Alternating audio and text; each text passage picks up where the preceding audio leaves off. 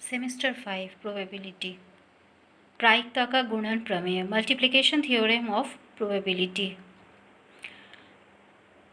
यहाँ यदि दो घटनाएं स्वतंत्र हैं, इंडिपेंडेंट इवेंट्स हैं, तो अगर दोनों की साथ साथ घटने की प्रायिकता को हम निकालना चाहते हैं तो वो होगा इस सूत्र के अनुसार P A intersection B equal to P A into P B.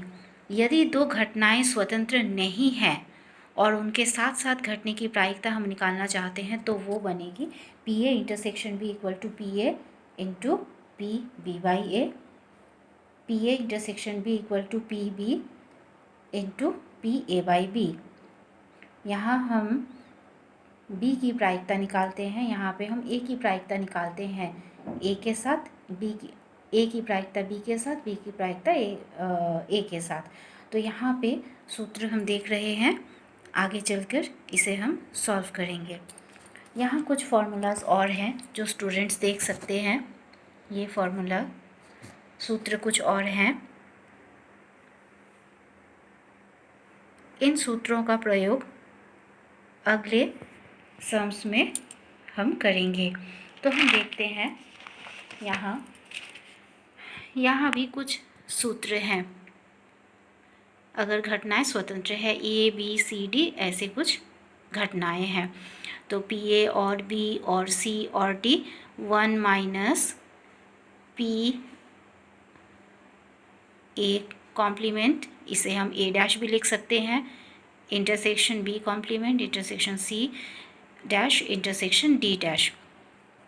यहाँ नीचे सूत्र देख रहे हैं, जैसे P ब्रैकेट में A अथवा B अथवा C अथवा D इक्वल टू 1 माइनस, फिर जहाँ इंटरसेक्शन है वहाँ पे हम इनटू करके इसे फॉर्मूला को लिख सकते हैं, P A dash into B dash into P C dash into P D dash.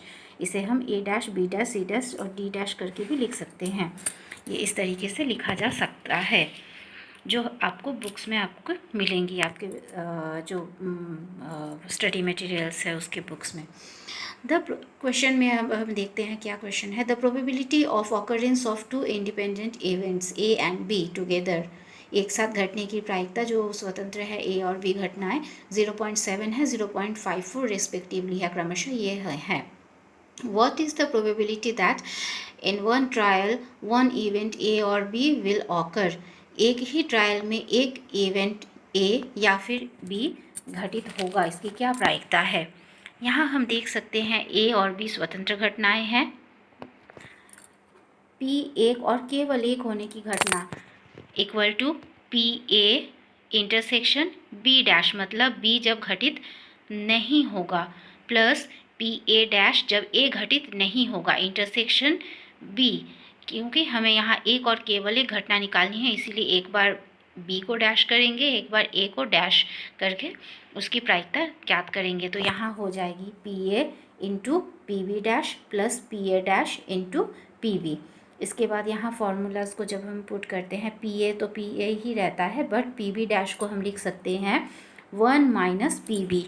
उसी तरीके से पी ए डैश को हम लिख सकते हैं 1 माइनस पी ए। अब इसके बाद जब हम वैल्यूज़ को पुट करेंगे जो क्वेश्चन में दिया हुआ है, तो हमें इसका आंसर प्राप्त होगा। ये आंसर हम यहाँ देख सकते हैं।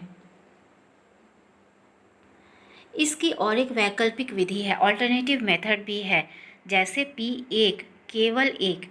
यहाँ हम सूत्र का प्रयोग कर सकते हैं, P A plus P B minus 2 P A intersection B. क्योंकि यहाँ एक और केवल एक घटने की घटना को कहा गया है, तो इंटरसेक्शन में दोनों ही एक ही चीज़ हो जाएगी, तो -2 पी ए इंटरसेक्शन बी 2 गुना हो जाएगा। तो अब यहाँ पी ए का वैल्यू हम रखते हैं, पी बी का वैल्यू रखते हैं 2 इंटू पी ए का वैल्यू और पी बी का वैल्यू रखते हैं, तो ये आंसर आ रहा है। इस तरीके से हम दोनों ही मेथड्स के द्वारा इस सम को सॉल्व कर सकते हैं। आप यहाँ देख सकते हैं स्टूडेंट्स जो हैं, ये इस तरीके से सॉल्व हो सकता है।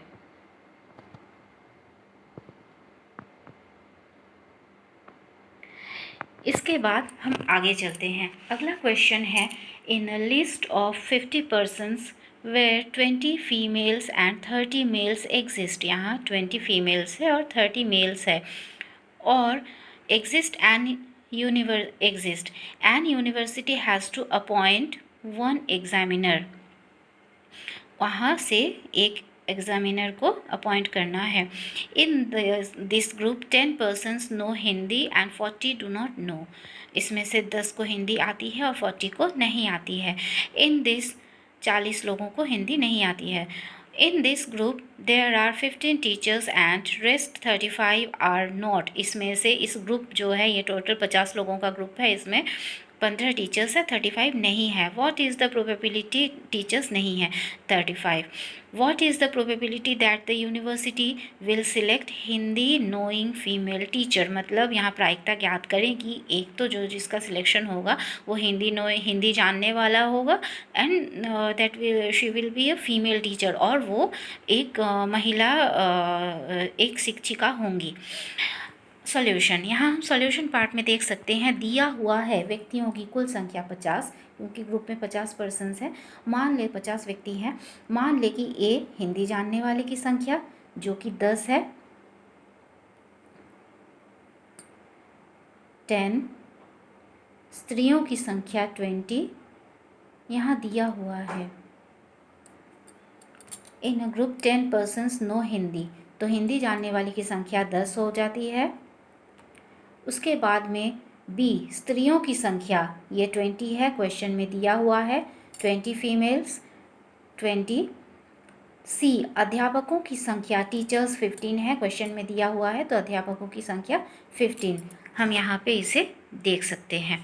इसके बाद हम आगे चलते हैं, जो दिए हुए हैं वैल्यूज़ उसे हमने रखा। अब इसके बाद पीए निकाल लेते हैं। पीए 10/50, पीए है हिंदी जानने वाले की संख्या,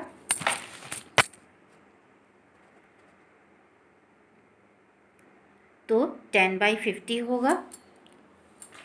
उसके बाद पीबी है प्रायिकता बी की जिसमें स्त्रियों की संख्या है, तो ये 20/50 होगी।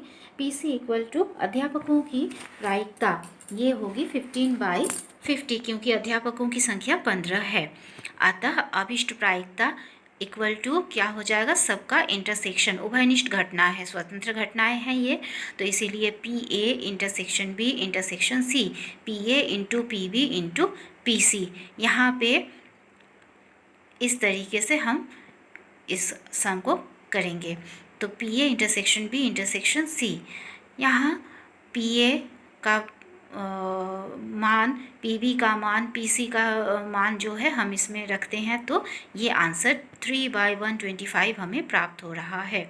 इसे हम फिर से वापस देख सकते हैं क्वेश्चन, और इसका कैलकुलेशन। अब हम आते हैं अगले प्रश्न की तरफ। A bag contains 14 balls in which 6 red, 6 लाल, 3 yellow and 5 are black, 3 yellow है और 5 काला है। If 3 balls are withdrawn without replacing them, 3 balls को निकाला जाता है पर उन्हें वापस नहीं रखा जाता है, then what will be the probability that they will be red, क्या होगी प्रायिकता कि वो रेड हो, लाल हो, येलो हो एंड काले ब्लैक हो, लाल, पीली और ब्लैक कलर, काले रंग की हो। इन सच सीक्वेंस, इसी सीक्वेंस में निकालना है, पहले लाल, उसके बाद पीला, देन उसके बाद काला, इस सीक्वेंस में बॉल्स को निकालने की प्रायिकता। तो हम यहाँ सॉल्यूशन पार्ट में देखते हैं। मान लेते हैं R इक्वल टू लाल गेंद जो कि 6 है, क्वेश्चन में दिया हुआ है 6 रेड, Y पीली गेंद जो कि 3 है, B काली गेंद जिसकी संख्या 5 क्वेश्चन में दी हुई है, पीली गेंद की संख्या। अब इसके बाद हम देखते हैं कुल गेंदों की संख्या, जब हम जोड़ देते हैं तो ये 14 आ रहा है, मतलब जो गेंद है वो कुल 14 है, 14 है। अब लाल गेंद की प्रायिकता पी आर, लाल गेंद R, P R equal to 6 by total is 14, 6/14। पीली गेंद की प्रायिकता, पीली गेंद 3 है तो 3/14 होगा, पर यहाँ हम देख लेंगे कि गेंदों को विदाउट रिप्लेसिंग देम, उन्हें रिप्लेस नहीं किया जा रहा है, मतलब 14 में से जब एक निकाल लिया तो 14 में से एक माइनस हो जाएगा दूसरे बार में, 14 - 1, 3/13। फिर काली गेंद की प्रायिकता पी बी, काली गेंद 5 है, 5 बाई, यहाँ पहले बार में 13 हो गया था, बॉल वापस नहीं रखा गया था, पर अब 13 में से फिर एक यहाँ निकाला गया है, तो ये 13 माइनस 1 होगा, 5/12। ये यहाँ पे हम देख सकते हैं पहले बार में 6/14 होगा, गेंद वापस नहीं रखा गया इसलिए 14 माइनस 1, 13 गेंद रह गए।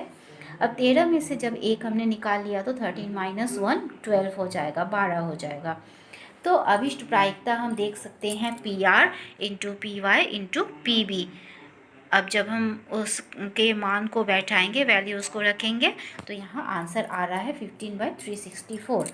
इस तरीके से हम इस सम को फिर से वापस देख सकते हैं। यहाँ आप देख सकते हैं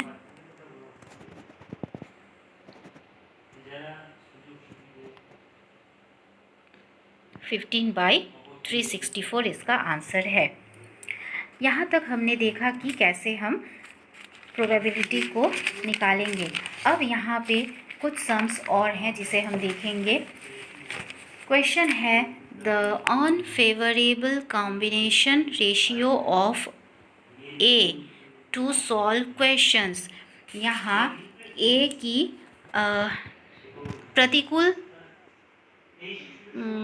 संयोग है रेशियो ए के सॉल्व करने के क्वेश्चन के इज 7:6, 7:6 है। For the same question B contains favourable combination ratio, और बी की अनुकूल, ए का प्रतिकूल दिया हुआ है, बी का अनुकूल दिया हुआ है, यहाँ पे ध्यान देंगे।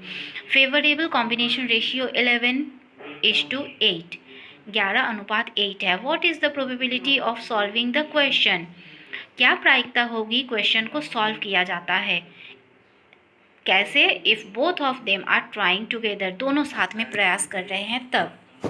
तो यहाँ पे हम आंसर में देखेंगे ए के प्रश्न को हल करने की प्रायिकता इक्वल टू 6/7 + 6। ए का यहाँ पे हम रेशियो देखेंगे, दिया गया है 7:6। तो ए के प्रश्न को हल करने की प्रायिकता है 6। यहाँ पे हम 6 को इसलिए लेंगे क्योंकि यहाँ अनफेवरेबल कॉम्बिनेशन बताया गया है, मतलब वो पहले बार नहीं कर सकता है जो कि 7 है, सॉल्व करने क्वेश्चन को नहीं कर सकता है जो कि 7 है, और दूसरे बार वो क्वेश्चन को सॉल्व कर सकता है जो कि 6 है। तो हम यहाँ पे प्रायिकता निकाल रहे हैं हल करने की, तो 6 हम लेंगे, डिवाइडेड बाई 7:6 है तो 7 + 6 करेंगे, तो 6/13 यहाँ पे निकल रहा है प्रायिकता। इसके बाद ए के प्रश्न को हल करने की प्रायिकता निकाल ली अगर, तो फिर ए के प्रश्न को न हल करने की प्रायिकता को हम निकालेंगे। ए के प्रश्न को हल न करने की प्रायिकता होगी 1 - 6/13। ये जो 6/13 निकला था हल करने का, तो फिर न करने का 1 - 6/13 होगा। तो इसे जब हम सॉल्व करेंगे तो 8/19 आ रहा है। अब यहाँ पे ए के प्रश्न को न हल करने की प्रायिकता 7/13 आ रहा है, यहाँ पे हम इसे देख सकते हैं। अब हम बी के प्रश्न पे आते हैं। बी के प्रश्न को हल करने की प्रायिकता, यहाँ अनुकूल प्रायिकता दी हुई है, मतलब 11 में वो आंसर को सॉल्व करता है और अनुपात 8 में वो नहीं कर सकता है। तो बी के प्रश्न को हल करने की प्रायिकता हम 11 लेंगे, 11/11 + 8, 11:8 था तो 11 + 8 करेंगे, इक्वल टू 11/19। ये आ रहा है हल करने की प्रायिकता। अब अगर उसके हल न करने की प्रायिकता होगी तो 1 - 11/19 होगा, जिसे हम यहाँ आंसर देख सकते हैं 8/19 आ रहा है। अब दोनों के प्रश्न को हल करने की प्रायिकता होगी, पहले आया था 7/13, यहाँ 7/13, 7/13, ये और ये आ रहा है 11/9,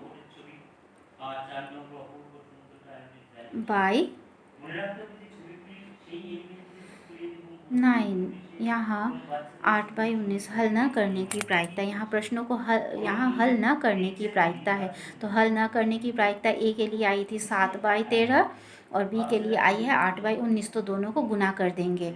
हल न करने की प्रायिकता, अब प्रश्नों को हल करने की प्रायिकता होगी 1 - हल न करना, तो 1 - हल न करना ये है, तो इसे यहाँ हम लिखेंगे और इस तरीके से हम इसे सॉल्व कर सकते हैं। इसका आंसर आ रहा है 0.773। इसे आप खुद से करने की कोशिश करें और प्रैक्टिस करें। यहाँ हम सॉल्यूशन को देख सकते हैं फिर से।